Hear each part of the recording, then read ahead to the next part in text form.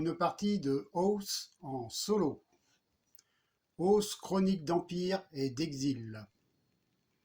C'est un jeu de Coldwell illustré par Kyle Ferrin.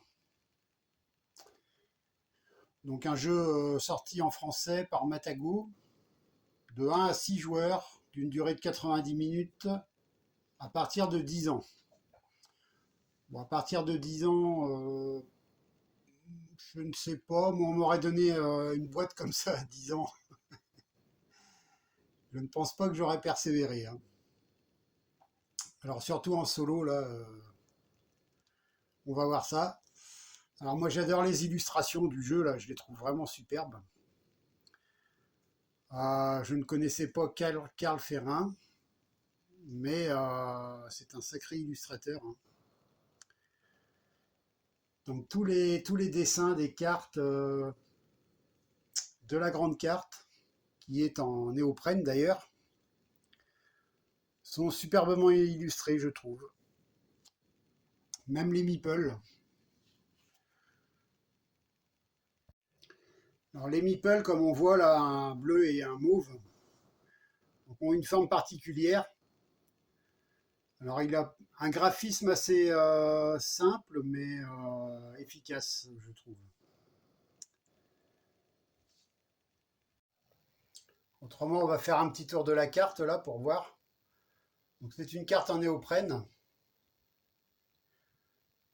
Alors je vais expliquer la mise en place quand même, hein, malgré que je l'ai faite déjà, mais je vais quand même l'expliquer. Il y a quelques petites différences en multijoueur et en solo. Donc surtout pour l'automa, l'IA. Donc on voit que la carte est divisée ici en trois provinces. Il y a le berceau ici, avec des lieux. Ici, donc, alors c'est assimilé un peu au centre-ville, hein, le berceau, à la commune, si vous voulez. Bon, les provinces ici, alors on voit qu'il y a des routes, des cours d'eau. Ici, ce sont les provinces avec des lieux aussi, donc éloignés du berceau. Et encore plus loin, il y a l'arrière-pays aussi avec ses lieux. Et donc là, c'est encore plus loin, quoi, hein. Alors forcément, il y a des déplacements selon qu'on va d'une région dans une autre qui ne sont pas les mêmes. Donc on va voir ça. Alors donc pour la mise en place, on va étaler la carte donc sur la table où on va y placer des lieux alors c'est de gauche à droite et de bas en haut. On va étaler des lieux. Alors au berceau, il y en a 2. En province et dans l'arrière-pays, 3. Et donc pour la première partie, les 3 lieux du haut, on va les mettre face visible. Alors des lieux, il y en a un paquet, hein. C'est tiré au hasard. Donc ensuite, on va y placer. Alors je vais prendre une carte lieu. Ici, on voit qu'il y a un petit R ici, là. Alors, donc ça correspond à des reliques. Les reliques, c'est ces petites cartes là, dont on a une pioche. Donc sur celle-là, il y a une relique. Sur celle-ci, il y a un petit R. Donc on place une relique. En fait, on place ce qui est marqué en haut à gauche du lieu, quoi, hein. Et là, donc il n'y a rien, donc on ne place rien. Ensuite, on place le pion. Alors ça, c'est le pion, le marqueur de manche. Donc là, il y a une petite étoile là. Donc c'est au départ, on la place ici. Et donc des manches, on avance le pion à chaque fois. Et quand on arrive ici, là il y a un petit dessin de dé là. Donc on va tirer le dé pour voir si c'est la fin de partie. Si c'est pas le cas, la manche d'après, ça sera la fin de partie sur un 5 ou un 6. Si c'est toujours pas le cas, ce sera la fin de partie sur 3, 4, 5, 6. Et si c'est toujours pas le cas, bah, la partie est terminée. Voilà, alors on va voir les conditions. Alors ensuite, on choisit sur les 4, on choisit un serment de suprématie. Donc celui-là, c'est contrôler le plus de lieux. Donc je vais prendre celui-là pour faire la partie de présentation, mais il y en a 4 différents. Donc celui qui contrôle le plus de lieux est le gardien du serment.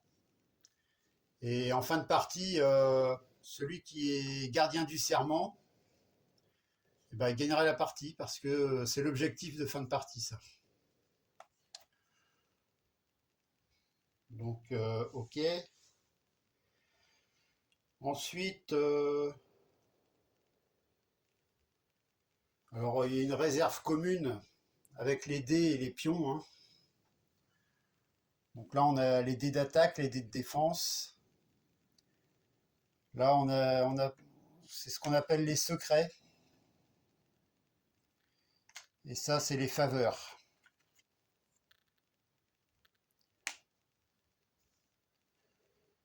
Ok.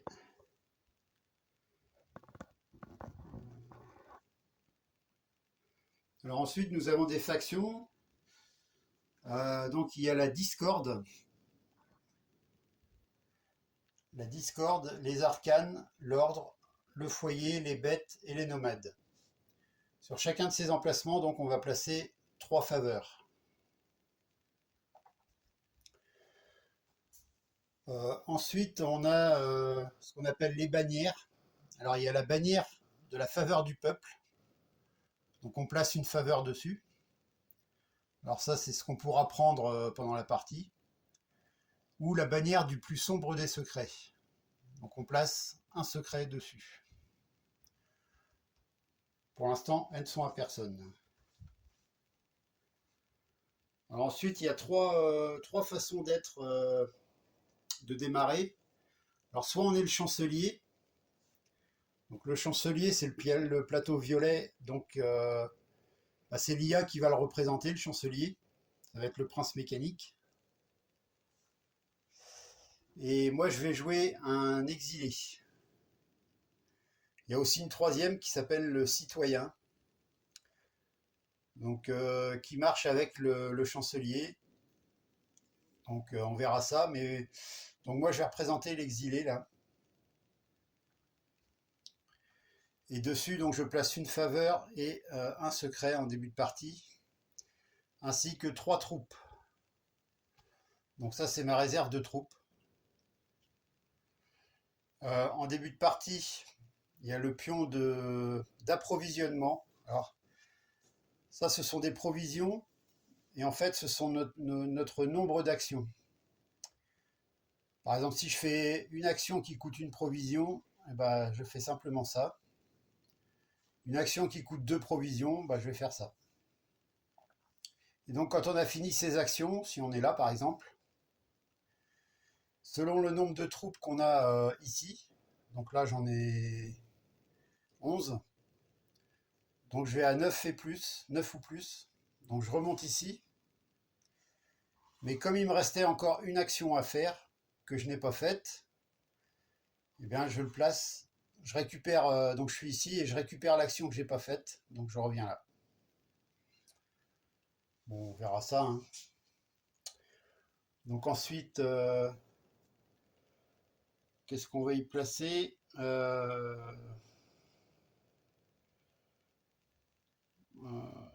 alors avant de parler, je parle de tout avant de parler du prince mécanique.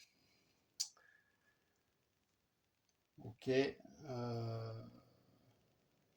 Donc ça, alors je vais utiliser les bons termes. Alors ça, c'est le pion.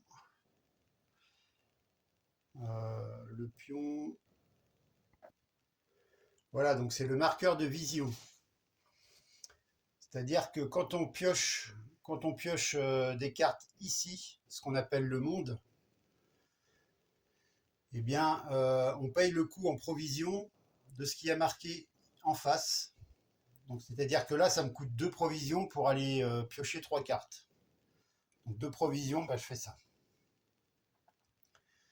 Après, si le pion se trouve ici, ça coûte 3 provisions. Donc 1, 2, 3. Et dans la dernière case, c'est 4 provisions. Alors le nombre de provisions, le pion change quand on pioche, à chaque fois qu'on pioche une vision. Alors, les visions, on verra, c'est des cartes avec des dos différents de ceci. Donc, à chaque fois qu'on en pioche une, hop, on avance le pion vers la droite. Ok. Donc, le pion joueur, bah, je le place où je veux en début. Donc, moi, j'ai choisi de le placer ici. Donc, ça, c'est mon pion. Ensuite, pour faire la pioche du monde, là, c'est un petit peu compliqué. Enfin, compliqué. Pas tant que ça, hein. Alors, on va voir. Alors, donc, d'abord, on mélange 10 cartes habitants. Alors, presque toutes les cartes sont des cartes habitants, hein, on verra. On mélange 10 cartes habitants avec 2 visions. Donc, ce qui nous donne un paquet de 12 qu'on mélange. Ensuite, on va prendre 15 cartes habitants avec 3 visions. On les remélange. Et donc, on va placer le reste des cartes habitants en bas de la pile. Ensuite, au-dessus, on va placer le paquet de 18 cartes qu'on a mélangées. Et enfin, par au-dessus, le paquet de 12 cartes qu'on a mélangées. Et comme ça, on constitue la pioche monde. Ensuite, sur le dessous de la pioche, on prend 3 cartes. Et on va en placer une sur chaque défausse. La défausse du berceau, la défausse des provinces et la défausse de l'arrière-pays. Donc là, on place une carte.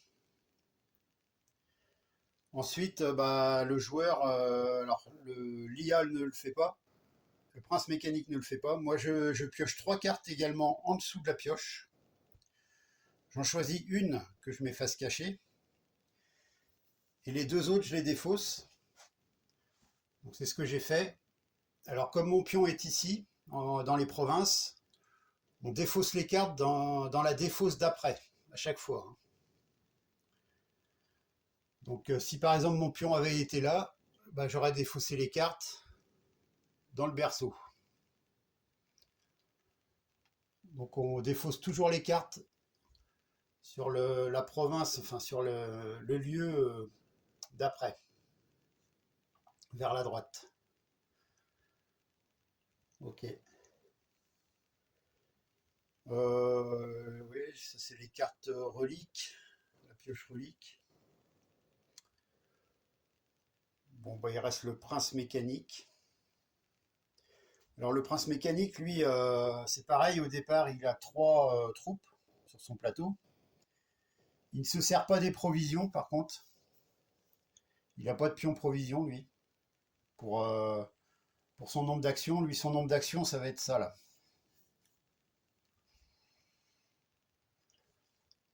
Donc, on place 3 troupes. Et lui, par contre, sur le lieu le plus haut et le plus à gauche, dans le berceau, il va placer son pion, ainsi que 2 troupes.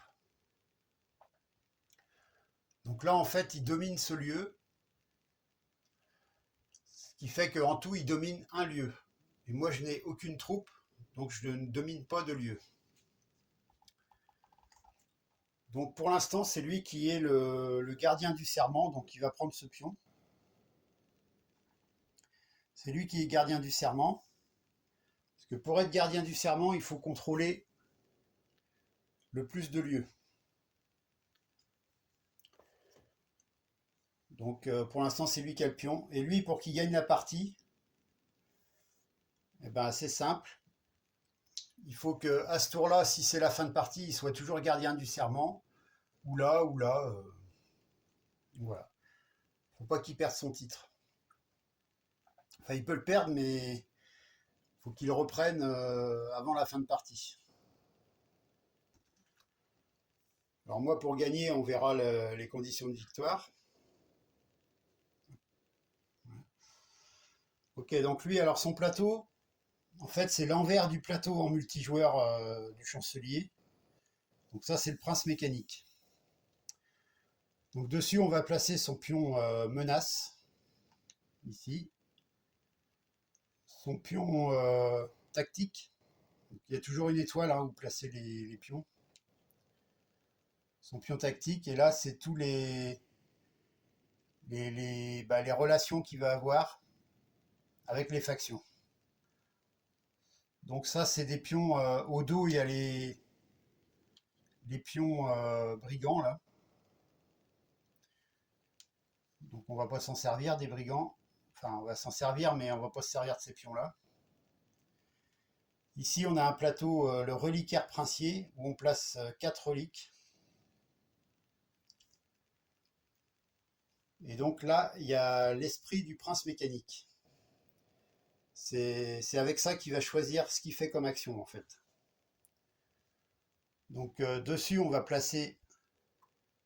Alors il a deux pions noirs. Et comme le serment de suprématie, j'ai choisi celui-là, il y a un petit dessin ici, là, d'une tour avec un drapeau. Donc je vais placer son pion sur le dessin qui comporte une tour et un drapeau. Donc je vais mettre son pion de départ et son deuxième pion par-dessus. Donc voilà, bah, pour la mise en place, je pense que j'ai fait à peu près le tour. J'ai rien oublié. Non, bon, c'était une expli rapide, mais enfin bon. Ah si, c'est pas tout, le prince mécanique aussi a, a cette relique dès le départ, donc le sceptre de grandeur. Alors après, il va pas s'en servir, on verra pourquoi, hein. En fait, ça lui permet d'accorder la citoyenneté à un exilé ou à un exilé de devenir un citoyen. Bon là, on verra à quoi ça sert. Ok. Alors après, en début de partie, c'est toujours le prince mécanique qui commence. Euh, donc bah voilà, on va voir pour l'ordre du tour. Alors pour l'ordre du tour.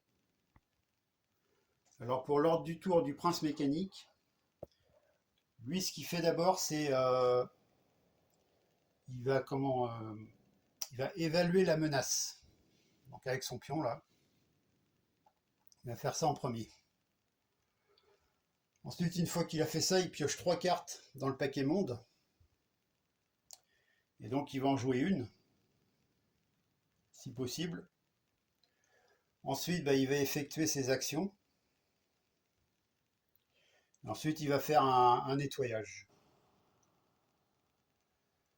Donc voilà pour le prince mécanique.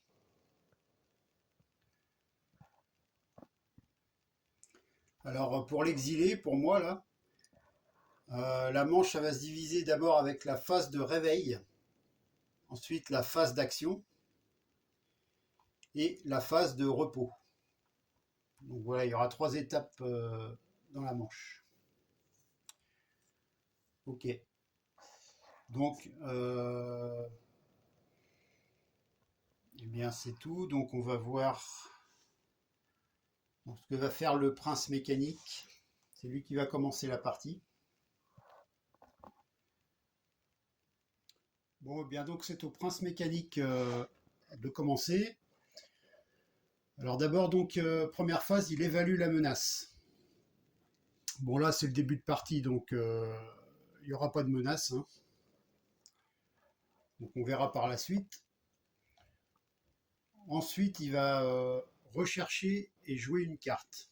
Donc pour ça on pioche les 3 premières cartes de la pioche monde.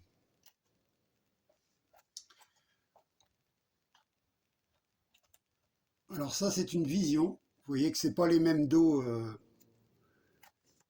et même d'autres cartes.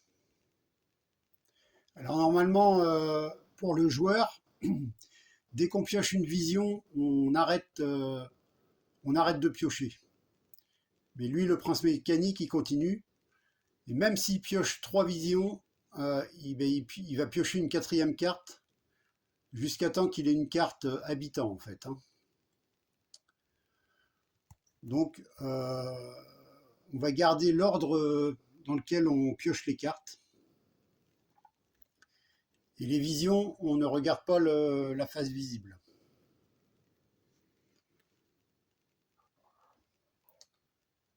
Donc là, les 3 cartes dans l'ordre, donc ça va être ça. Et les 2 visions. Alors donc on n'a qu'une seule carte habitant, c'est celle-là. Les gardes forestiers. Et on voit ici qu'il y a un bouclier. Alors, excusez-moi. Voilà, alors donc dans le jeu, on appelle ça un plan de bataille. C'est-à-dire qu'il y a une couronne là avec un chevalier dedans. Ça, c'est un plan de bataille. Et quand il pioche un plan de bataille, il augmente son pion bouclier de 1 sur l'échelle de tactique. Ça fait que quand il va faire un combat, il a plus 1 dé d'attaque. Ou moi, quand je vais faire un combat, j'ai moins 1 dé d'attaque. Donc voilà pour ça. Donc en fait, cette carte habitant, c'est la seule qui peut jouer. Alors on voit dans la case, c'est divisé en 4 parties, la feuille de l'esprit du prince. Nous, on est dans cette case, en haut à gauche. Et donc c'est marqué jouer un allié, sinon jouer un neutre, et faites-en un allié, sinon jouer un conspirateur. C'est-à-dire que dans sa case de relation, il a une colonne allié et une colonne conspirateur. Donc si je regarde sa carte, la faction qui est affichée ici, c'est une carte bête. Donc ce qu'il va faire, il va la jouer. Et comme dans la case, là c'est marqué jouer un allié, donc les bêtes qui se trouvent ici vont être un allié, donc on la met ici. Donc les bêtes pour lui seront un allié. Ensuite il va jouer sa carte. Donc toujours le plus haut, le plus à gauche, c'est-à-dire en haut du berceau. Et on voit ici que ce lieu peut accepter 2 cartes habitants. Donc les reliques ne comptent pas dedans, hein. Donc lui, il va jouer sa carte ici. Et quand on joue une carte à côté d'un lieu, on gagne une faveur de la faction de la carte jouée, c'est-à-dire les bêtes. Donc lui, il va prendre une faveur de la faction des bêtes qu'il va mettre dans sa case ambition. Alors là, c'est marqué uniquement pour récupérer la faveur du peuple et des reliques. Donc il va pouvoir récupérer la faveur du peuple et il peut récupérer également des reliques qui se trouvent sur les lieux. Donc voilà. Alors ensuite, les 2 cartes qui n'ont pas été jouées. Donc on va les défausser. Et donc on les défausse toujours dans le lieu d'après, comme je disais tout à l'heure. Donc comme son pion se trouve ici, il va les défausser dans la défausse des provinces. Ok. Alors moi qui me trouve ici, je peux éventuellement piocher des cartes pour prendre une vision. On verra à quoi servent les visions. Et du coup, comme il a pioché 2 visions, hop, du coup, on avance le pion de 2 cases. Donc maintenant, pour moi, faire une recherche dans le monde, ça coûte 3 provisions. Donc voilà, ça c'était la phase de recherche du prince mécanique. Donc ensuite, on va passer à sa phase d'action. Alors, pour savoir combien il a d'action, déjà, on regarde le pion qu'on vient de jouer là. Et en face, donc, il y a marqué 2. Donc 2, c'est son nombre d'actions qu'il va faire ce tour-ci. Alors pour ça, on prend donc son pion.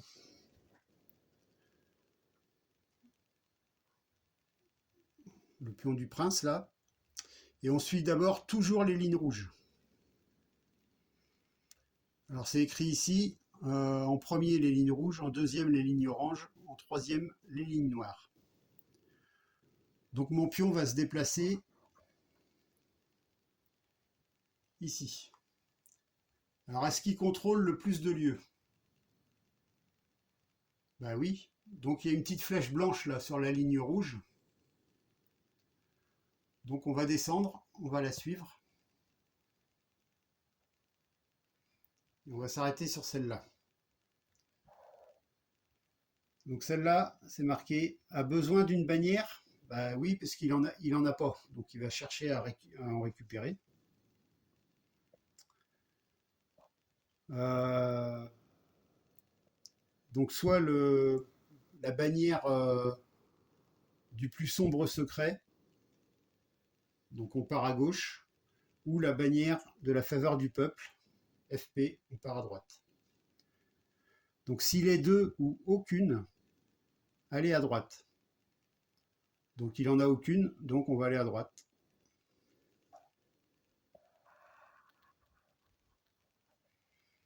Et on va se retrouver donc sur cette case, le cœur. Ensuite, on suit toujours la ligne rouge. Donc est-ce qu'il détient la faveur du peuple? Non, il ne la détient pas. Donc ensuite, on va suivre la ligne orange. Alors, est-ce qu'il peut payer? Donc il a une faveur. Ce qu'il y a, c'est qu'il ne peut pas payer parce que pour prendre une faveur, comme celle-ci, donc là, il y a une faveur dessus. Pour la prendre, il faut poser plus de faveurs qu'il y en a déjà sur la bannière. Donc il faudrait qu'il puisse mettre 2 faveurs pour la prendre. Donc il ne peut pas, puisqu'il n'a qu'une seule faveur. Donc est-ce qu'il peut payer? Non. Donc on suit la ligne noire, parce que la orange, c'est pas propriétaire. Donc il suit la ligne noire, et ici on voit qu'il y a un sigle là. Ça c'est le sigle du commerce, avec une pièce. Donc ça c'est une case noire, donc ça va être sa première action qu'il va faire. Comme ça.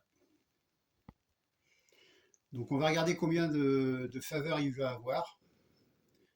Donc là c'est une action de commerce où il y a une faveur dessus. Hein.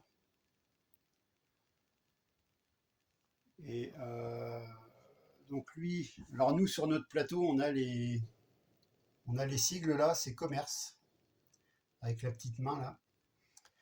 Alors lui pour ça, on va regarder est-ce qu'il a des cartes vides, c'est-à-dire vides, il n'y a rien sur la carte. Il n'y a ni faveur ni secret. Donc on va regarder est-ce que la faction des alliés, donc uniquement les cartes vides, hein,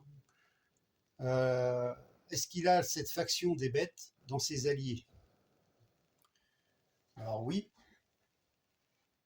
donc il a bien les bêtes dans sa colonne alliée. Donc il va gagner le nombre de pièces qu'il y a marqué à côté, le nombre de faveurs. Donc en fait, il va gagner une faveur. Alors si la faction de la carte n'était pas les bêtes, eh ben, il ne gagnerait aucune faveur. Là, il faut que Il faut regarder s'il y a une carte vide dans son lieu. Alors son lieu, c'est celui-là, hein, il est là. Donc il faut regarder toutes les cartes vides de son lieu et selon la faction d'une carte vide, est-ce que c'est dans ses alliés? Donc oui, hein. Donc il va gagner une faveur. Il va gagner une faveur donc des bêtes, de la faction des bêtes, qu'il va mettre dans sa case ambition. Et là maintenant, on va regarder. Donc est-ce qu'il peut payer pour aller prendre la bannière? Ben maintenant, oui, il a deux faveurs. Donc ça, c'est deuxième case noire, ça va être sa deuxième action. Donc il va prendre la bannière de la faveur du peuple. La pièce qui est ici, enfin la faveur, hein, entre pièce et faveur. Donc la faveur va aller dans la faction des bêtes. Si je me trompe pas, je vais regarder quand même. Et donc il va prendre les deux faveurs de sa case ambition qu'il va poser dessus. Et moi, si je veux prendre la bannière, bah donc il me faudra trois faveurs pour pouvoir la prendre. Donc, alors je vais regarder quand même la faveur qui est sur la bannière, si je la mets bien là. Alors donc nous, apparemment, au lieu de mettre sur la carte bête, sur la faction des bêtes, il va mettre la faveur le plus à gauche possible. Donc voilà. Ça, c'était la faveur qu'il y avait sur la bannière. Ok. Ensuite, ça va être la... Il a fait ses deux actions, hein, donc ça va être la phase de nettoyage. Donc pour l'instant, son nettoyage, ça va être très simple. On prend le pion départ et donc on le met en dessous son autre pion. Alors maintenant, il va être à cet emplacement-là. Voilà. Ok. Donc pour l'instant, c'est tout ce qu'il a à faire. Bon, donc sa première manche est finie. Donc ça va être à mon tour.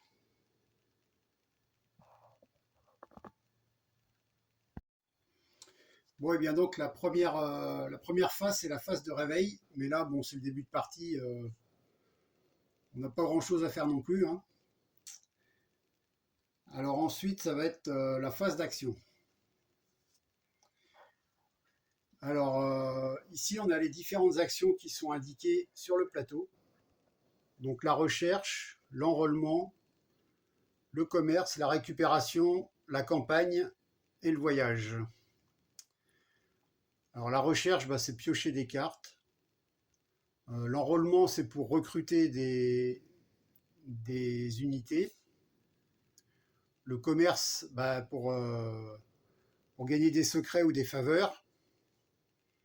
La récupération, c'est pour prendre une relique ou une bannière. La campagne, c'est pour faire un combat. Et le voyage, pour se déplacer. Et autrement, on a des actions mineures. Donc comme c'est marqué ici, des actions mineures, c'est-à-dire que par exemple, je peux voir une relique qui est sur mon lieu. Donc bah, c'est ce que je vais faire. Donc ça, c'est une action qui ne coûte rien. Donc je vais regarder ce que c'est. Alors moi, je contrôle aucun lieu, hein, mais mon pion est dessus, donc je peux regarder ce que c'est comme relique. Donc c'est un appôt. Action, choisissez un pion se trouvant sur un autre lieu.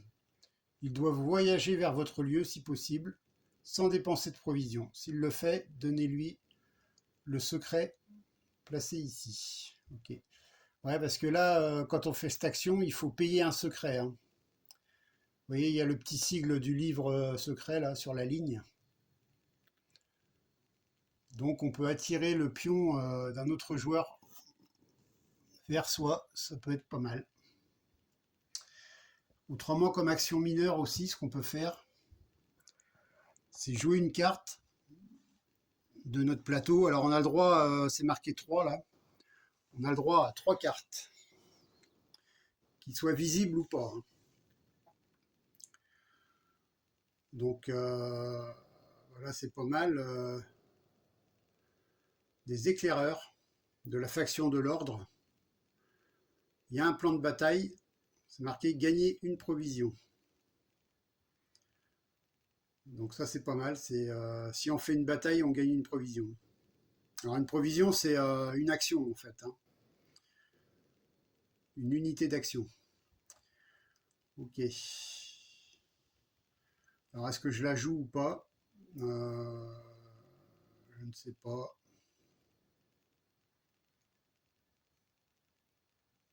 Je ne sais pas, mais ouais, je vais la jouer. Donc bah, je vais la mettre. Allez, je vais la mettre sur mon lieu. Parce que je ne peux pas la mettre ailleurs, hein, de toute façon. Donc sur mon lieu, et donc quand on fait ça, on gagne une faveur. Donc je vais prendre une faveur. Alors une faveur de, bah oui, une faveur de la faction de la carte, c'est-à-dire de l'ordre. Donc je prends une faveur de l'ordre que je mets sur mon plateau. Ok. Ok, ok. Donc ça ne me coûte pas d'action, hein. Alors ensuite, qu'est-ce que je vais faire? J'irai bien piocher les cartes en haut, les cartes vision. Donc on voit que pour faire une recherche ici, ça coûte 2 provisions. Donc c'est ce que je vais faire, je vais dépenser 2 provisions. 1, 2. Et donc je vais piocher les 3 cartes. Alors contrairement à la pioche monde, quand on tire une vision, on peut continuer à piocher, hein. On pioche 3 cartes. Donc je vais les regarder. Je vais regarder ce que c'est. Donc là on a 2 visions et une carte habitant. Alors la première vision c'est le complot. Si pioché dans la pioche monde, avancez le marqueur de vision pioché. Ouais, mais ça, c'est pas dans la pioche monde, c'est dans la défausse de mon lieu. Ensuite, effet immédiat. Vous pouvez détruire un secret pour prendre une relique ou bannière d'un joueur dont le pion se trouve sur votre lieu. Ok.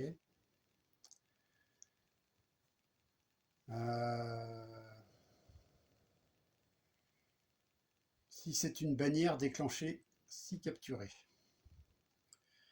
Pour cela, vous devez posséder au moins 2 conseillers correspondant au sien. Bon, ce qui n'est pas le cas. On verra ce que c'est les conseillers après. Et retirer cette carte de la partie. Bon, alors celle-là, je vais...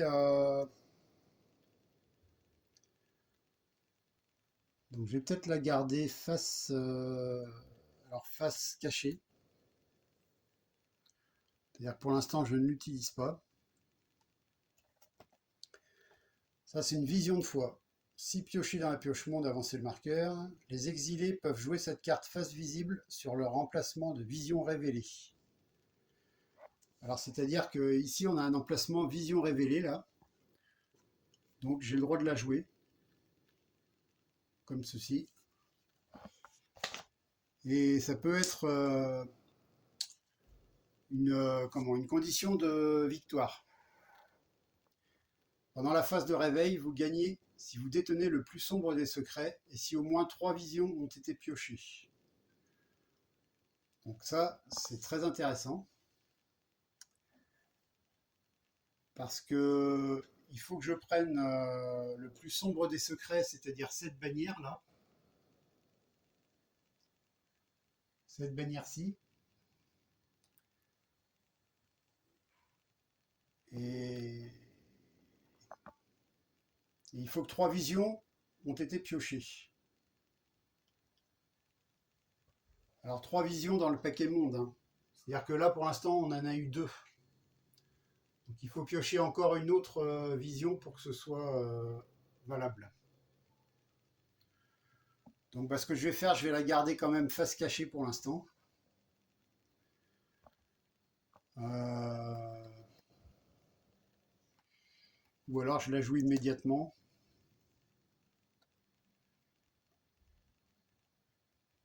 Alors ça, par contre, si je la joue, ça va lui déclencher une menace. Alors, est-ce que c'est bien de la jouer maintenant? On va attendre peut-être une troisième vision ait été piochée. Donc je vais la garder face cachée. Et donc on a une carte habitant là. Alors non, parce qu'on doit en choisir une. Alors je vais regarder un truc. Ah oui, non, c'est ça, c'est que je dois en garder une seule. Donc je pense que je vais garder la vision de foi. Donc je vais les garder face cachée pour l'instant. Et les deux autres, je les défausse. Donc je les défausse donc dans le lieu d'après. C'est-à-dire que comme je me place dans les provinces, je vais défausser les cartes dans l'arrière-pays. Ok. Donc bah, ça c'était une action qui m'a coûté 2 provisions. Alors ensuite,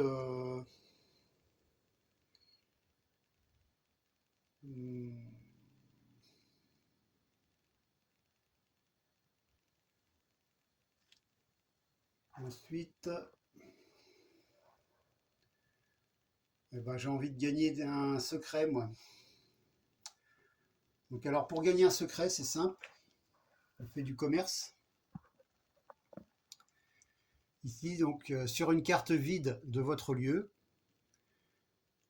Alors c'est soit placer un secret pour gagner 2 faveurs, ou placer 2 faveurs pour gagner un secret.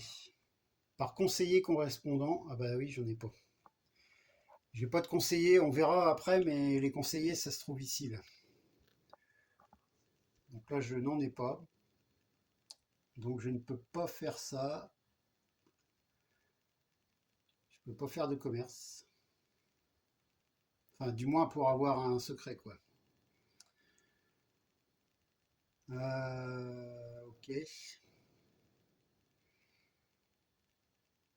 Donc je pense que je vais retirer 3 cartes, hein. Je vais retirer 3 cartes, à moins que je fasse un enrôlement. Alors ici, c'est l'action enrôlement.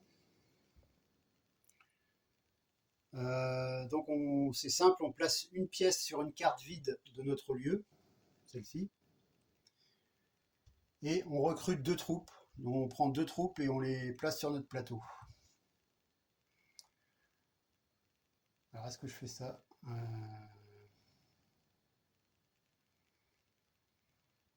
Ouais, je pense qu'il faut que je gagne des secrets pour pouvoir faire la vision, hein, que j'ai gardée. Donc pour ça, je vais. Alors pour prendre des cartes dans la pioche monde, donc ça coûte 3 provisions, hein. C'est cher. Une, deux, trois. Donc je vais piocher 3 cartes.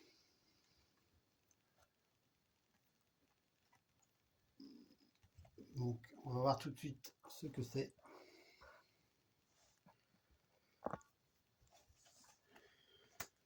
Alors en premier, on a un asservissement. Ok.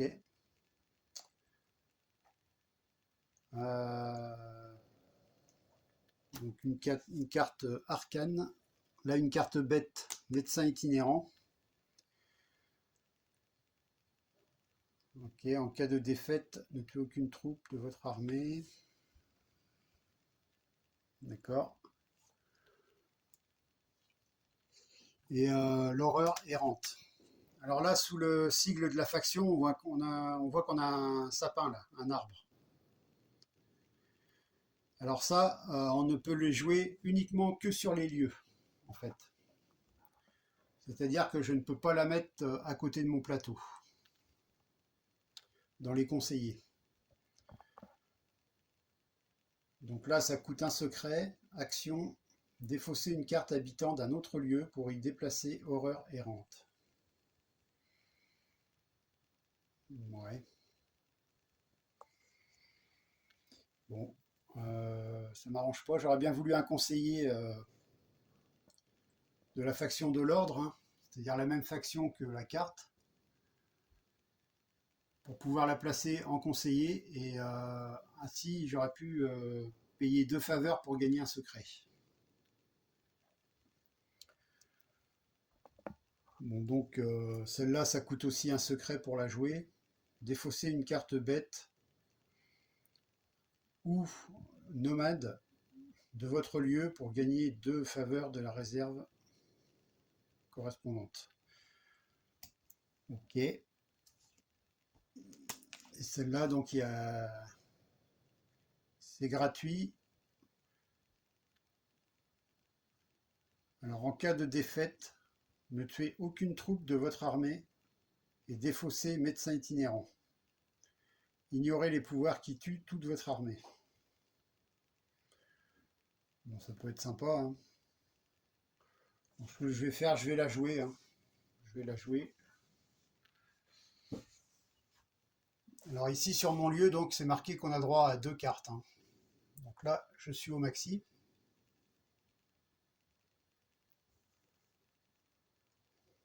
Voilà. Ensuite, il me reste plus beaucoup de provisions. Alors ces 2 cartes-là, oui, je les défausse donc, dans la région d'après. Hein.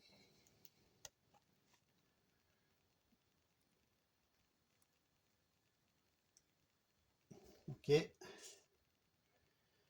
Bon, alors avec 2 provisions. Je vais faire. Alors là, comme je viens de placer une carte habitant sur mon lieu, donc je gagne une faveur de cette faction, c'est-à-dire du foyer. Okay. Et donc ensuite, ce que je vais faire un enrôlement, ça coûte une provision. Voilà. Et là, donc, je place une faveur sur une carte vide de mon lieu. Par exemple, on va dire ordre. Et donc, je peux recruter 2 troupes que je place sur mon plateau. Donc voilà, je ne vais pas faire la dernière action. Donc on compte le nombre de troupes qu'on a en réserve. Donc 4, 5, 6, 7, 8, 9. J'en ai 9. Donc mon pion va venir ici, 9 ou plus. Mais comme il me restait une action, donc je la récupère ici. Donc je repartirai avec le plein, en fait. Donc voilà. Alors ça, c'est la phase de repos. Hein. C'est plus la phase d'action, c'est la phase de repos. Et donc les faveurs qui restent sur les cartes, on les remet. Là, c'est la faction de l'ordre. Donc je vais la remettre ici, dans son domaine. Ok, donc moi j'ai terminé ma manche. Donc on va commencer la deuxième manche. On déplace le curseur de manche d'une case. Et donc c'est parti pour la deuxième manche. Bon, alors donc ce que va faire le prince mécanique en premier, c'est qu'il va donc évaluer la menace. Donc on voit ici que là son pion est sur aucune menace. Et donc la première condition qui est vraie, son pion stop sur la menace. Bon là je vous dis tout de suite, il ne va pas y avoir de menace, hein. Donc alors la première case, alors je vous lis un peu sur la règle du solo du prince mécanique. Alors en premier, le prince est chancelier et un citoyen atteint l'objectif de successeur. Alors pour être successeur, alors d'abord il faut être citoyen, mais bon là c'est pas le cas. Moi je suis un exilé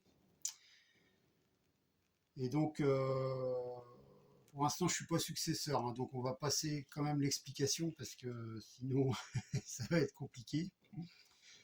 Donc la deuxième case c'est le prince est un exilé, donc non c'est le prince mécanique, il n'est pas exilé, il est chancelier en fait. Donc le prince est un exilé et il n'est pas l'usurpateur. Le prince est le chancelier et un exilé est l'usurpateur. Ou un exilé est gardien du serment à la 8e manche. Donc ça c'est rappelé ici là. Donc si moi je suis gardien du serment à la 8e manche, eh bien dans ce cas-là, son niveau de menace va venir ici. Parce qu'en fait, nous, si on se rapproche du but, lui, il va essayer de nous contrer. Donc, en troisième, un exilé a une vision révélée dont il atteint l'objectif. Donc, c'est-à-dire que moi, j'ai pioché une vision, mais je ne l'ai pas révélée. Pour l'instant, elle est face cachée. Donc, si je la mets dans cette case de vision révélée et que j'atteins l'objectif, donc lui, son pion de menace va venir sur la troisième case. Et donc enfin, la quatrième case. Alors un exilé est gardien du serment. Voilà, donc si je suis gardien du serment à n'importe quel tour, donc lui il va venir au niveau de menace en quatrième position. Bon donc là, alors si ce que j'ai pas dit tout à l'heure, c'est que au premier tour, on ne regarde pas le niveau de menace. Donc là c'est le deuxième tour. Donc on regarde. Donc là, bah, il n'y a aucune menace pour lui, hein. Donc il va faire sa phase de pioche. Une recherche. Donc il va tirer 3 cartes. Une, 2 et 3. Donc je les garde dans l'ordre, hein. Donc voici ce qu'il a pioché. Alors en premier, donc c'est le coursier, les racoleurs, l'inquisiteur. On voit que il n'a pas le sigle de bouclier là. Alors c'est-à-dire, je vais vous le montrer. Donc c'est ce sigle là. Donc là il n'en a pas pioché. Donc comme il n'en a pas pioché, il n'augmente pas son niveau de tactique. Bon, c'est déjà bien. Donc ensuite, on regarde dans la case où il y a son pion là. Donc en bas à droite, donc c'est jouer un allié. Alors est-ce qu'il a déjà un allié? Alors on regarde la première carte. Est-ce que c'est déjà un allié? Bah oui, les bêtes sont dans la case allié. Donc il va augmenter son niveau là. C'est-à-dire qu'il va avoir 3 actions. Et donc on va jouer cette carte qui n'a pas de restriction.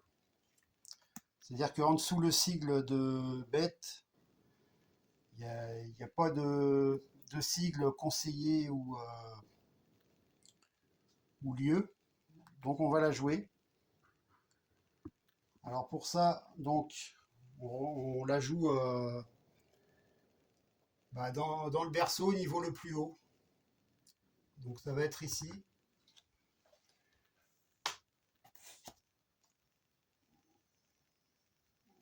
Donc là, on a droit à deux cartes, hein. Donc une, deux, parce qu'on compte pas les reliques. Donc il va la jouer, et ce faisant, donc il va gagner une faveur de la faction des bêtes. Il n'en reste plus qu'une. Donc il va mettre dans sa case ambition. Ok. Ok, donc les autres sont défaussés.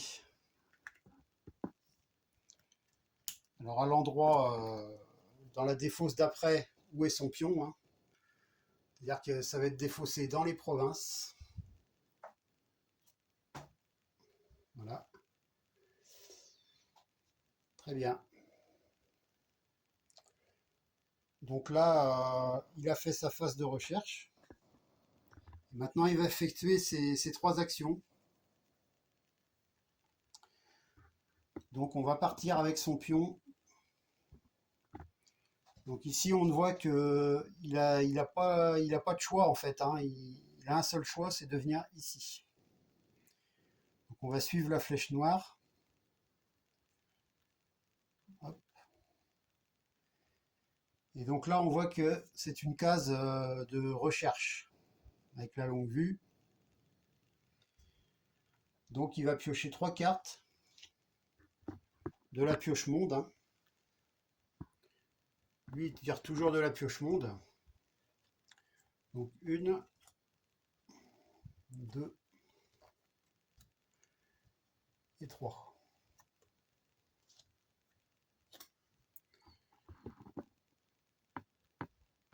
Alors là, donc il se trouve toujours dans la case jouer un allié, hein. Alors là, on regarde la première carte. Alors là, par contre, il a pioché plan de bataille, donc deux plans de bataille. Donc j'augmente sa tactique de 2. Donc alors ça lui fait 2 dés en plus d'attaque, ou 2 dés d'attaque en moins pour moi. Donc ça devient critique, hein. Alors là, donc, les pyromanciens ne sont ni alliés ni conspirateurs. Donc il va jouer celle-là. Donc il va jouer celle-là, elle n'a aucune restriction là. Et donc c'est les pyromanciens. Donc comme j'ai dit, c'est jouer un allié. Donc les pyromanciens vont devenir alliés.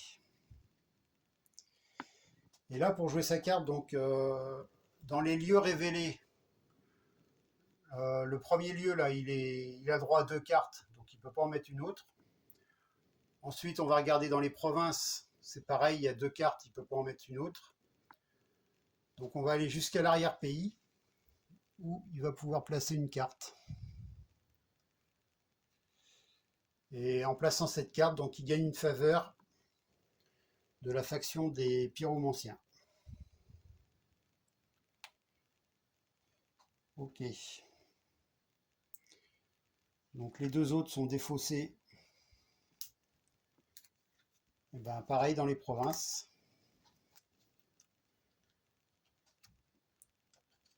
Hop.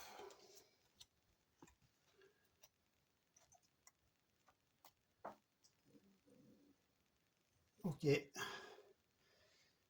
Alors donc là maintenant il va faire sa deuxième action. Donc si on suit les flèches, bah là c'est pareil, il n'y en a qu'une seule possible, hein, la flèche noire. Donc là il change de cadran, il va dans le cadran qui est grisé là.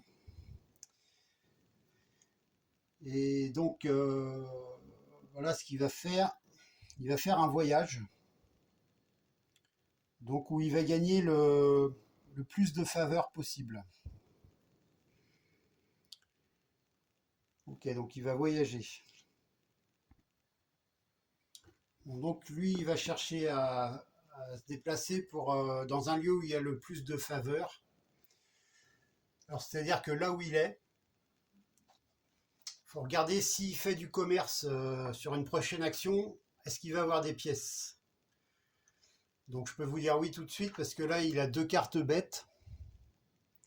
Et lui quand il fait du commerce, euh, s'il a son s'il a la faction des cartes qu'il y a sur son lieu dans sa colonne alliée, eh ben, il va gagner le nombre de faveurs qu'il y a de marqué dans sa case. Donc là, s'il faisait du commerce, par exemple, où il est, il gagnerait 2 faveurs. Par contre, s'il vient où je suis, il ne va rien gagner du tout. Et s'il vient là, il gagnerait 1 faveur. Donc, il ne va pas se déplacer. Il va rester où il est parce que pour lui, c'est le meilleur endroit. Et si il reste au même endroit, et ben en fait, on passe l'action. Donc, sa deuxième action, ça va être une autre action parce que celle-là, on la passe. Ok. Donc ensuite, on a une seule flèche aussi. Donc là, ça va, bah, justement, il va faire du commerce. Alors, il y a faveur, faveur plus secret, hein. Faveur et secret. Donc, on va regarder. Alors, comme je le disais tout à l'heure, donc là, pour les faveurs, donc comme il a deux cartes de la faction des bêtes dans son lieu, on regarde si la faction des bêtes est dans sa colonne alliée. C'est pour ça que dans la colonne alliée, il y a des faveurs. Donc là, oui, il est dans la colonne alliée, donc il gagne 2 faveurs. Alors, de la faction des bêtes, alors ça, il faut que je regarde. Ouais, donc en fait, il va pas gagner de faveur parce que la faction des bêtes est vide. Ok, donc il ne va rien gagner du tout. Et en fait, on fait pas la même chose pour les secrets. Alors là, est-ce qu'il a la faction des bêtes dans la case conspirateur? Bah non, puisqu'elle est dans la case alliée, donc il gagne pas de secret. Mais donc en fait, comme il a rien gagné du tout, en fait, il passe cette action également.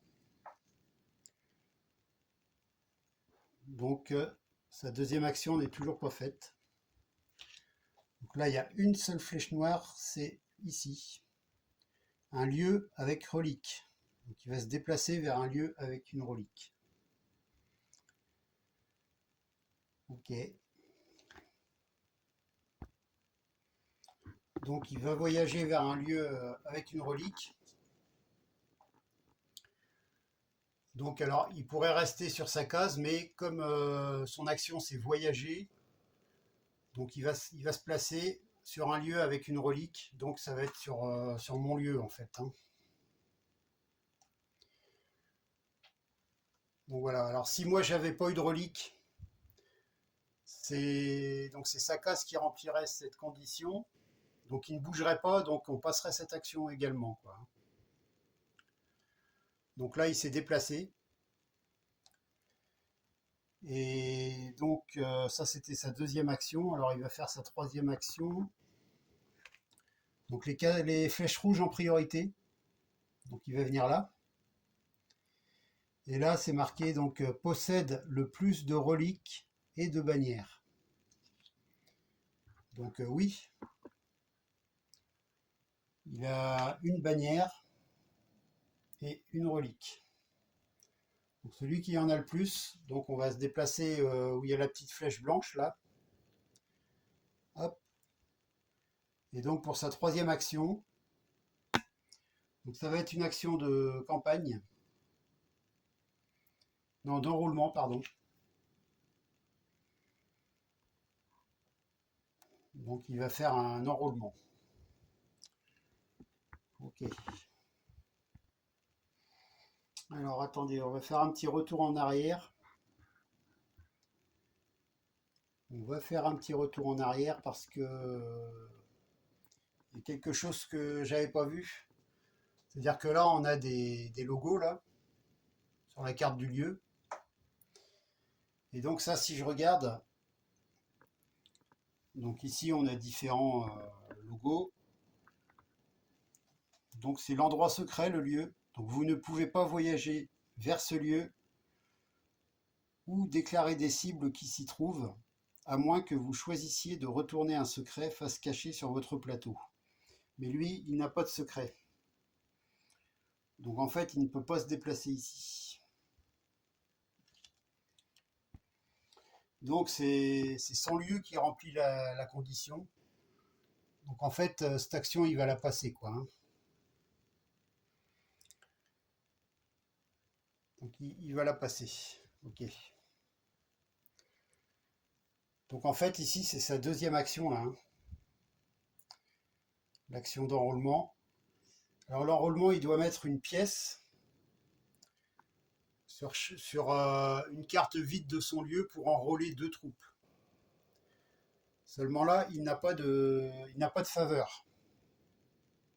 Enfin, il en a 2,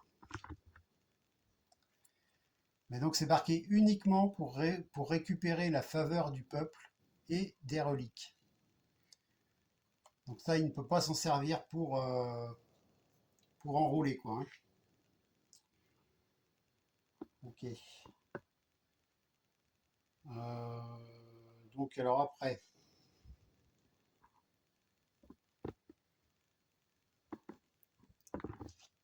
donc ici on voit qu'on a une flèche orange, prêt pour le combat, lieu du rival avec le moins de troupes. Bon, donc lui, ce qu'il va faire, il va donc prêt pour le combat, donc c'est ce qu'on va vérifier. Donc il va se déplacer et combattre sur le lieu du rival avec le moins de troupes.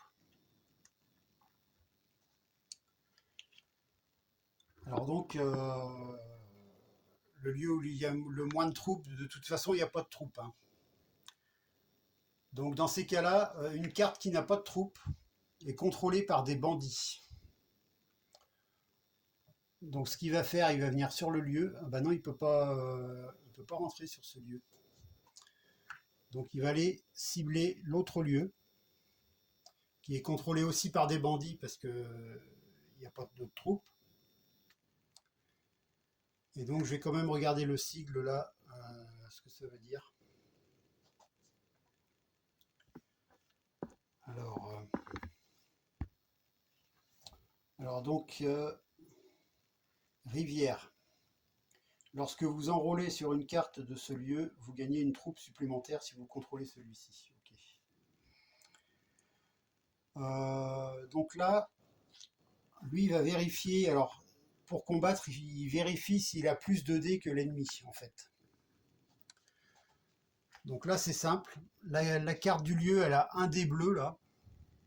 Et à côté, il y a un petit sigle de bandits.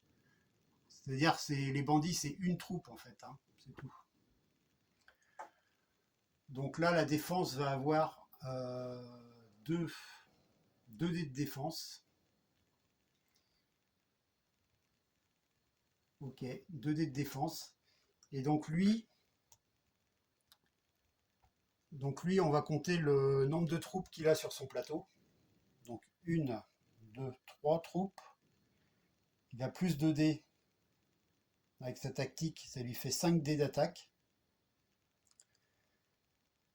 5 dés d'attaque, mais comme on est sur le lieu des bandits, donc le plan de bataille, c'est les bandits qui en bénéficient. Par contre, il faut que je vois les bandits s'ils ajoutent des dés ou pas, s'ils peuvent retirer des dés. Donc je vais regarder ça. Ouais, c'est ça, donc les bandits ils bénéficient des plans de bataille sans en payer le coût. C'est-à-dire que là, normalement, pour l'utiliser, ça coûte un secret.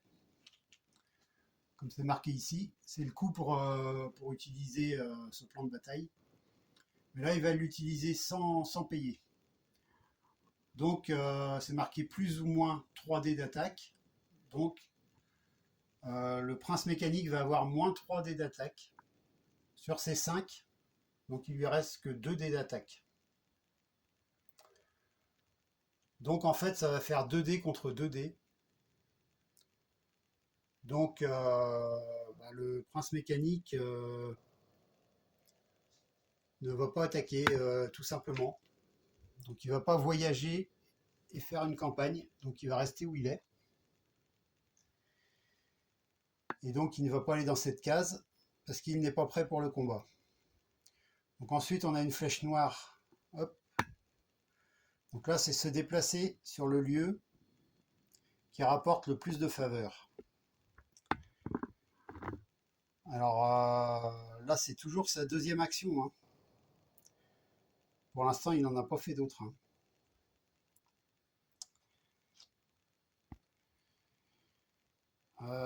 Donc en fait, se déplacer alors sur le lieu qui lui rapporte le plus de faveur, en fait, c'est son lieu encore, hein. C'est où il est qui lui rapporte le plus de faveur, donc on passe cette action. Et donc on va faire encore du commerce. Alors, tout à l'heure, j'ai dû me tromper parce que, en fait, quand il fait du commerce, c'est pas marqué sur la règle qu'il la met dans la case ambition. Donc, en fait, sa faveur, il l'a mise là.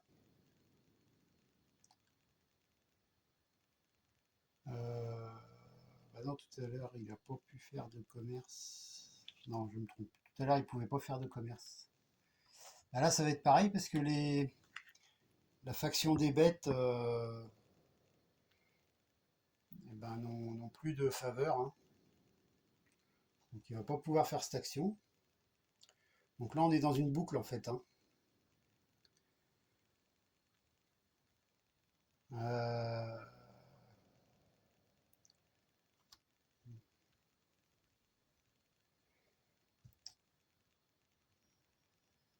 Ouais, c'est bizarre.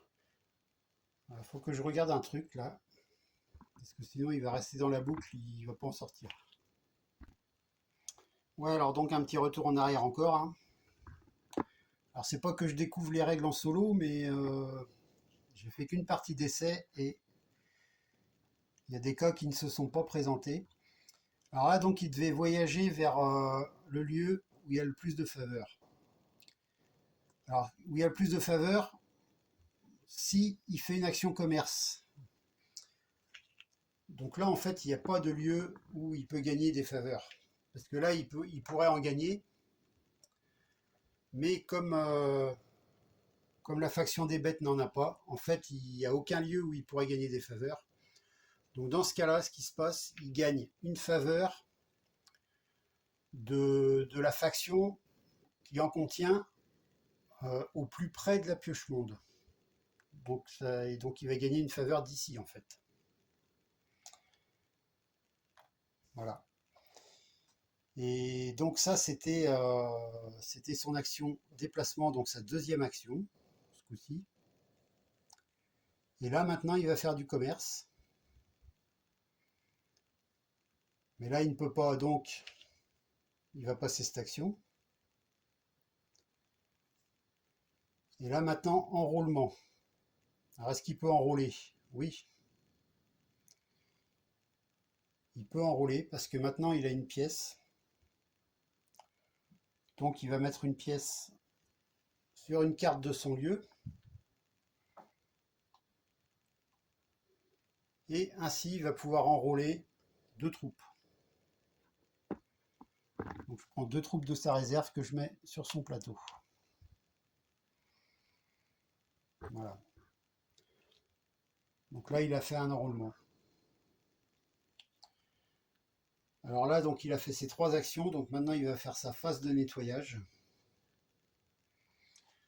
Donc toutes les pièces qui se trouvent ici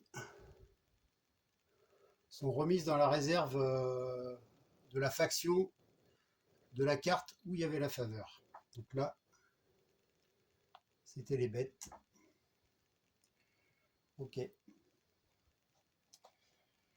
Donc ensuite, on met le marqueur départ sous le pion.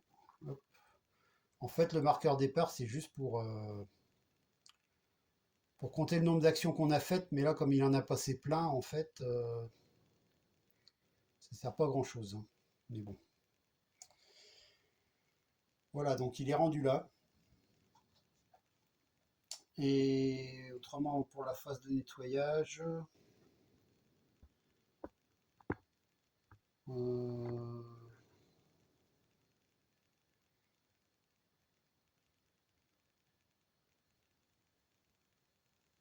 bah ok, c'est tout.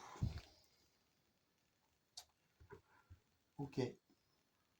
Donc le prince mécanique a fini ses actions. Euh, ouais, je vous dis rien. Non. Alors il y a peut-être un truc pour la bannière de la faveur du peuple. C'est-à-dire qu'au début de son tour, lui, il devait placer une faveur. Alors on peut prendre pour récupérer la faveur du peuple et des reliques. Donc non, ça sert pas. Donc il n'avait pas de faveur lui en début de tour. Enfin, il en avait dans sa case ambition, mais ça sert pas pour ça. Donc, alors comme c'est marqué réveil, vous devez placer une faveur ici ou déplacer une faveur d'ici vers la réserve de faveurs qui en contient le moins. Donc, comme il n'avait pas de faveur à mettre dessus à sa phase de réveil, donc on va remettre une faveur sur la case qui en contient le moins, et ben ça va être la faction des bêtes. Ok. Donc voilà, c'est ça. Bon alors vous voyez que c'est pas évident, hein. C'est pas du tout évident en solo. Bon bah c'est un jeu qui mérite d'être joué en multijoueur, hein, bien sûr, hein. Tous ces genres de jeux là, de toute façon, c'est fait pour du multijoueur, hein, c'est taillé pour du multijoueur. Donc il y a un mode solo qui est adapté. Ça peut être sympa quand on a envie d'y jouer, quoi, et qu'on a personne. Mais alors bon, faut faire plusieurs parties quand même pour bien cerner les règles, hein. Ok, donc ça va être mon tour. Bon, et bien alors pour mon tour, je dispose donc de 8 provisions. Alors on compte les cases, hein, ça fait 8. Alors avec 8 provisions, qu'est-ce que je vais faire? D'abord, j'aimerais bien avoir un autre secret.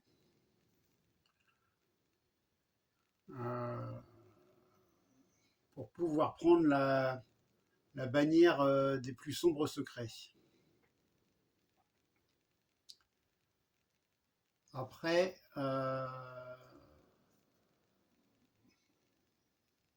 donc faire du commerce, ça coûte une provision. Bon, je pense que je vais faire ça déjà. Donc, alors, bah donc, pour faire du commerce, hein, c'est simple. Donc, on pose sur une carte vide de notre lieu, on peut placer 2 faveurs. Donc, pour avoir un secret. Alors, par conseiller correspondant, hein. Ah oui, mais j'ai pas de conseiller, donc je ne peux pas faire ça. Pour l'instant, je n'ai pas de conseiller. Les conseillers, c'est ici. Donc je ne peux pas faire ça. Ce que je vais faire, j'ai envie d'indexer le lieu où je me trouve. Pour l'instant, c'est les bandits qui les contrôlent. Donc ça, c'est générique, hein. Tous les lieux qui ne sont pas contrôlés par les joueurs ou l'IA donc sont contrôlés par les bandits. Donc je vais faire une campagne. Alors une campagne, ça coûte 2 provisions. Ok. Maintenant, je vais compter mes dés d'attaque. Donc là, j'ai 5 troupes sur mon plateau. Donc ce qui va me faire 5 dés. C'est-à-dire 5 dés d'attaque. Ok. Alors maintenant, la défense. Alors je peux cibler plusieurs lieux en même temps. Hein. C'est-à-dire que là, donc je vais cibler le lieu, l'endroit secret. Mais je pourrais tout aussi bien cibler un autre lieu en même temps. Mais là, je vais me contenter de ce lieu. Alors là, on voit que le lieu, il a un dé de défense et un bandit. C'est-à-dire qu'ils ont une troupe. Donc ça leur fait 2 dés de défense. Donc eh bien, on va lancer les dés. Alors d'abord, c'est le défenseur qui tire ses dés. Hein.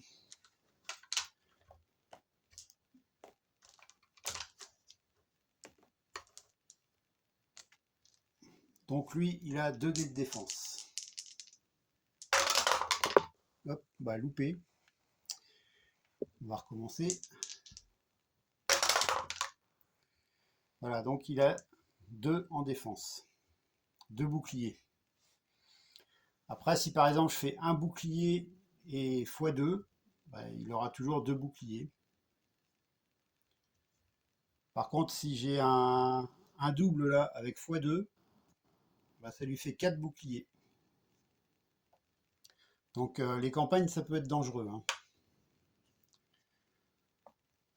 Donc il a 2 en défense et donc moi je vais tirer mes 5 dés. Alors, ça c'est une attaque parce que le dé est plein. Mais là on voit qu'il y a 2 épées vides. Donc ça compte pour 1. Donc ça fait 2, 3. Là j'ai 3 en attaque. Si on a un seul demi, par exemple, eh ben, il compte pas. Il faut avoir 2 demi pour avoir un entier. Quoi. Donc ça fait 3 à 2. Donc je les ai battus. Alors lui, il bénéficie des plans de bataille du lieu, hein, le bandit. Mais il n'y a pas de dessin de dés dessus. Comme sur cette carte. Donc ça veut dire que bah, il profite pas des textes lui, hein, uniquement des dés. Donc ça lui donne rien, ça lui donne rien de plus. Hein, il avait que 2 dés en défense. Donc j'ai gagné la bataille. Donc ce ne sont plus les bandits qui contrôlent le lieu, mais c'est moi. Et donc je peux prendre des troupes de mon plateau. Donc je vais en mettre une seule. Je vais mettre une seule troupe.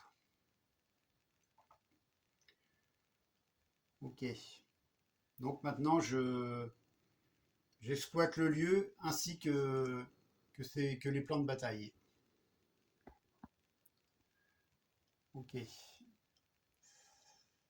Alors pour ma deuxième action, j'aurais bien fait. Alors je ne sais plus. Je vais regarder ce que c'est la relique. Hein. Comme je suis sur le lieu, je peux regarder la relique. C'est un appôt. Choisissez un pion se trouvant sur un autre lieu. Ouais. Ça me tente pas trop de le prendre. Donc je vais peut-être voyager. Alors les voyages, donc ça coûte de 1 à 4 provisions. C'est-à-dire que, alors c'est marqué en haut là des pistes. C'est-à-dire que là, si on va vers la gauche, ça coûte 2 provisions. Si on reste ici, ça coûte 2 provisions. Et si on va à droite, ça coûte 2 provisions. Bon, moi, je pense que je vais rester dans les provinces. Donc pour 2 provisions, donc je vais voyager sur ce lieu-là. Donc, donc je le retourne. Et là, ce sont les côtes arides. Alors, on voit qu'il y a un petit R ici. Donc, ça veut dire qu'on place une relique. Et c'est tout. Voilà. Euh, Là, le petit logo, je vais regarder ce que c'est. Alors, dans l'aide de jeu,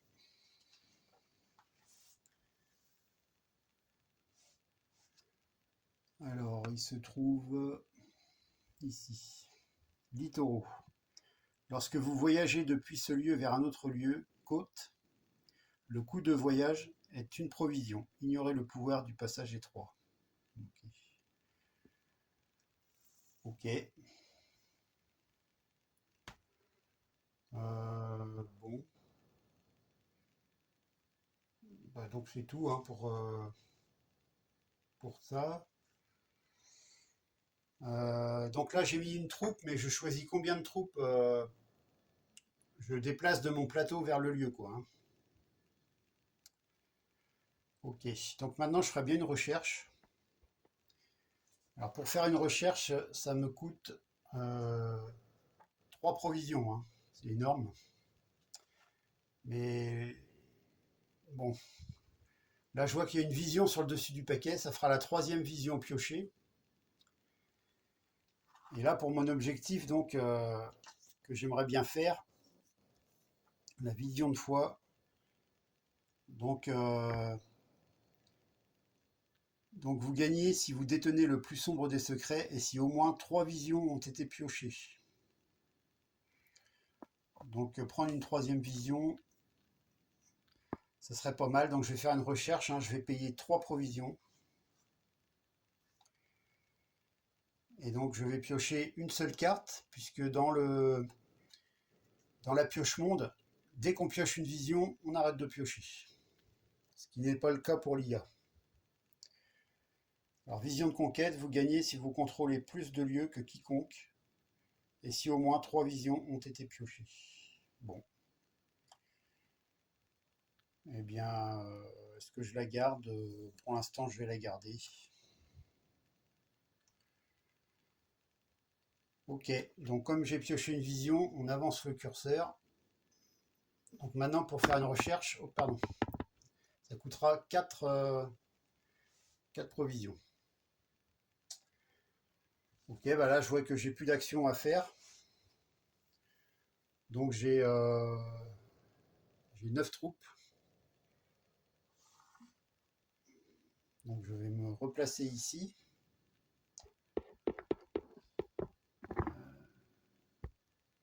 Alors si, il y a un petit truc, c'est que euh, comme là je contrôle un lieu, et le prince mécanique contrôle un lieu aussi, donc ce n'est plus lui qui contrôle le plus de lieux. Donc comme marqué sur le serment de suprématie, hein, contrôler le plus de lieux. Donc comme il ne contrôle plus le plus de lieux, eh ben, il n'est plus gardien du serment. Donc le gardien du serment, pour l'instant, il est à personne. Ok. Donc là, on va entamer notre troisième manche, hein, parce que phase de repos, bon, bah, j'ai rien de spécial à faire. Donc troisième manche, ça va être pour le prince mécanique.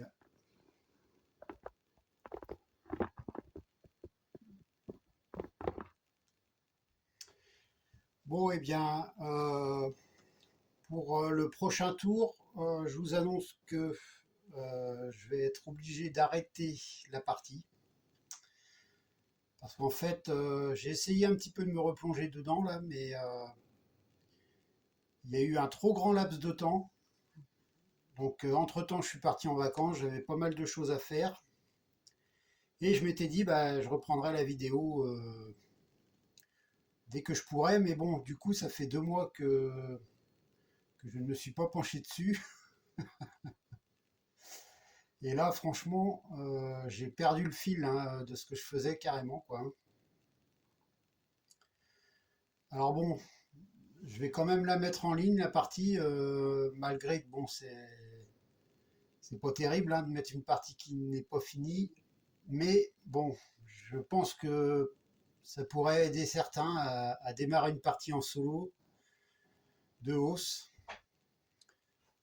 Euh, bon, alors vous voyez que tout seul c'est compliqué quand même, hein. Alors pour moi le jeu est superbe. Alors déjà graphiquement, hein, le jeu est superbe, mais en fait c'est un jeu qui demande beaucoup d'interaction entre joueurs. Donc pour moi le jeu est excellent. Ce qu'il faudrait enlever, bah, c'est la partie solo et jouer avec au moins un autre joueur, voire jouer à trois, hein. Parce qu'il y a tellement d'interactions possibles entre les joueurs que bah, en multijoueur, alors je n'ai pas joué, mais à mon avis c'est un régal en multijoueur. Parce que là, alors bon, je sais que je voulais jouer une vision. Alors par exemple, j'aurais pu jouer celle-ci. Donc je l'aurais révélé à mon tour. J'aurais révélé ça donc à mon tour. Ensuite, ça aurait été à lui de jouer. Déjà, il avait une menace, donc son pion menace change. Et là, bon, il va faire des effets pour m'empêcher d'obtenir ma vision. Mais par contre, si au tour d'après, à la phase de réveil, j'ai toujours ma vision de foi et que la condition se vérifie, j'ai gagné la partie. Donc bon, déjà il aurait fallu que je prenne la vision, la bannière des plus sombres secrets là-bas. Alors, il aurait fallu que je mette deux secrets dessus pour la prendre, mais là j'ai perdu un peu le fil. Donc pour moi c'est pas jouable comme ça quoi. Il y a eu trop d'attentes. Bon c'est pas grave, hein. Peut-être qu'un jour je referai une partie, mais je ne pense pas car j'ai encore plein de jeux à présenter. Bon ceci dit, peut-être que ça pourrait aider certains, parce qu'on n'en trouve pas tellement des vidéos de présentation en français. Alors du moins en solo sur le jeu de hausse. Donc voilà. Bon, je sais pas ce que vous pensez du jeu. Est-ce que j'ai fait des erreurs? Je ne sais pas. Je pense que sûrement. Parce que c'est tellement. Alors, il y a plein d'aspects qu'on n'a pas vus, hein. Il y a plein d'aspects qu'on n'a pas vus encore. Comme de exilé, on peut passer à conspirateur. On peut jouer on peut devenir en fait allié au prince mécanique. Mais bon, il y a plein d'aspects dans la règle bah, qu'on n'a pas vu, mais bon, ça peut aider à démarrer une partie, hein. Alors après, la règle du prince mécanique en solo, alors vous voyez, il y a ça, et pareil, il y a le dos là. Donc ça, c'est ces explications. Alors je trouve pas que c'est forcément toujours clair. Enfin, en jouant, on doit y arriver, hein. Donc après, il y a dans la règle, il y a les chroniques d'Empire et d'Exil. Donc ça, c'est des explications plus détaillées sur le jeu. Il y a le livret d'apprentissage, donc qui est quand même assez épais, et une aide de jeu, là, résumé d'une campagne. anatomie d'une carte. Vous voyez qu'il y a pas mal de documentation. Alors quand on voit ça, ça peut impressionner, mais je pense que bon, il y a moyen de s'en sortir. Mais bon, franchement, pour moi, alors reprendre une partie comme ça au bout de 2 mois en solo, quoi, c'est difficile. Donc il y a le reliquaire aussi qu'on n'a pas vu, là, le plateau avec des reliques. Enfin bref, c'est un jeu qui est pas simple, hein, mais en multijoueur, il doit être vraiment canon, quoi. Je sais pas si j'aurai l'occasion de le faire en multijoueur parce qu'il faut trouver quand même les candidats là, ce qui n'est pas évident. Bon, et ben pour me rattraper, je vais présenter une autre partie de jeu, hein. Donc je vous dis à bientôt. C'était Alain pour une partie de hausse en solo. À bientôt.